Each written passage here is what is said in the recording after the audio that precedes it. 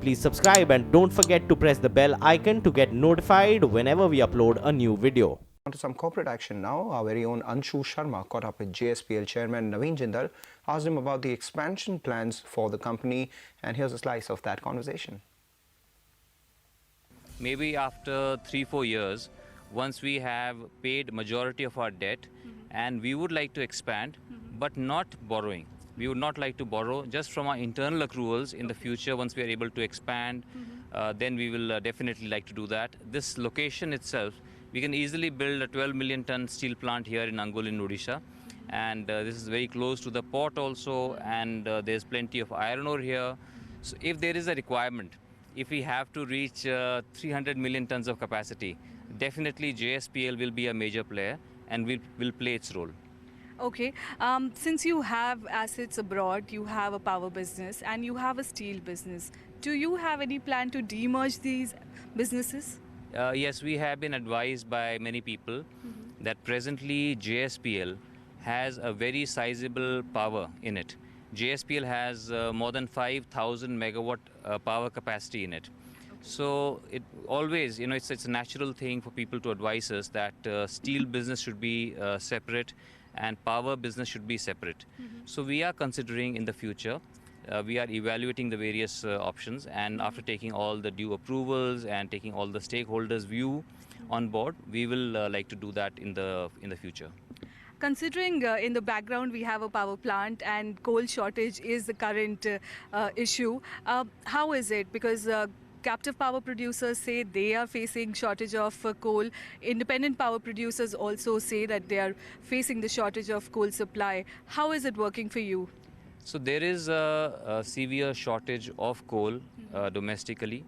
So all our steel plants, wherever we need coal, most of the steel plants we are running on 90% imported coal. And for power generation, we are able to get coal. There is crisis, it's very expensive. I hope that Coal India will increase its production, because really there is no reason why there should be shortage. All right, considering demerger of power and steel business, that's the big story coming in from JSPL. But let's move on now. The latest in the Nirav Modi PNB scam probe. Sources tell us that India has sought information from the United Kingdom on whether Nirav Modi was in the country. And so far, UK has neither confirmed nor denied the development. However, in a response to another request by India, UK is believed to have shared a list of Nirav Modi's assets in the country. In fact, Nirav Modi seems to have shut one of his stores after the exchange of that list. Sanjay Suri has filed this report. A couple of issues around timing here. On the 19th of February, the Indian government informed the British that Nirav Modi's passport has been revoked.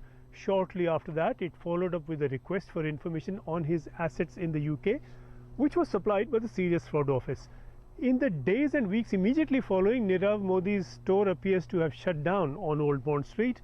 Clearly, it would make so much more sense for him to capitalize on his assets rather than risk having them seized. This follows the opening of the store in the first place in September 2016. Again, a very significant issue about timing. By then, Nirav Modi would have known that this whole cycle of loans with PNB was unsustainable. He opened his store in London after opening stores in New York and in Hong Kong. And this expansion, this investment overseas is tied very closely with visa regimes and opening the doors and opening new possibilities for visas and the right to stay in another jurisdiction. In Britain, you can invest £2 million, invest that is in government bonds, not even spend, and get a right immediately to stay for 3 years and 4 months. For anyone investing 10 million, you can get settlement within 2 years. So really you can buy your way to settlement in another jurisdiction, and this is another aspect that is being examined now by authorities. Whether he has a right to stay on the basis of this investment in Britain and in other jurisdictions where he is invested, for example, the US, Hong Kong. We also hear of a Singaporean passport from another jurisdiction. So a lot of these passports can be purchased, and the right to stay in another country can also be bought. All right, and staying with the Punjab National Bank's case, the news seems to be tightening around Nirav Modi's relative Mehul Choksi as well. Sources from the Enforcement Directorate tell CNBC TV18 that they will soon be writing to the Interpol to seek a red corner notice against Mehul Choksi. Utkarsh Chaturvedi, our colleague, joins us with more details. Utkarsh, what are you picking up? Two important piece of information coming from our sources in the Enforcement Directorate. The first one is that ED has started the process of writing to the Interpol seeking a red corner notice against Mehul Choksi. Now remember that ED has to file a charge sheet before they really write to Interpol, and at this point of time it is next week that ED will be filing the charge sheet in the Mehul Choksi case.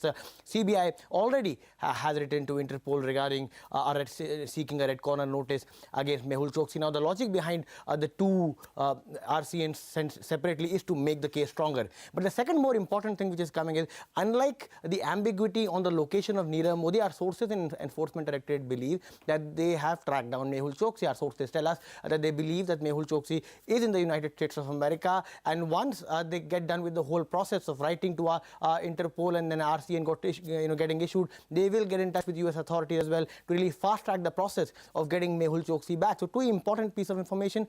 Second RCN, one by CBI, already issued against Mehul Choksi. Second RCN after ED filed the charge sheet next week. And also, ED believes they have tracked down Mehul Choksi in the United States of America. All right, Utkarsh, thanks a lot for that. Trust you to deliver all the developments in that case very soon. With that, let's move on to the next one. We have Myntra with FY17 losses actually reducing from 25% to 655 crores against about 823 crores last year. Flipkart's fashion business, Myntra, they're looking to not only expand their offline presence, but also aiming to bring in 1/3 of its revenues from the private label business of the company. Our colleague Rukmini Rao caught up with the CEO to find out the roadmap for the business for the coming year. At this point, we have 4 Mango stores. We have 2 Roadster stores. But this is just the beginning. This is the year where we're starting.